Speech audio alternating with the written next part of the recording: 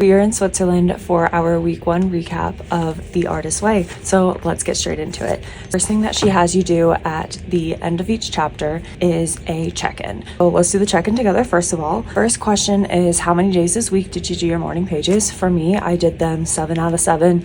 Even traveling, I made it a priority to get them done. Sometimes they didn't happen first thing in the morning. They happened later in the morning or early afternoon, but I was not going to skip a day no matter how inconvenient. The second thing that she checks with us is, did you do your artist date this week? For me, I did. It wasn't as extravagant as ones in the future might be because I have been traveling the second half of the week, but I did go to a cafe and do some people watching and took in the fashion and the styles of people in central London. The question she asks is, were there any other issues this week that you consider significant for your recovery? For me, nothing really came up. I feel like the first chapter is very straightforward. I'm curious to see how you answered number 3. Let's get into the actual content of week 1. The theme of week 1 was looking back at your past, identifying why you might not feel or pursue your inner artist. I imagine this chapter would bring up a lot of feelings for some people, and I'm curious if it did for you. I feel very fortunate because my parents are both artists and really nurtured me growing up in that. So I didn't feel like there were as many barriers to overcome with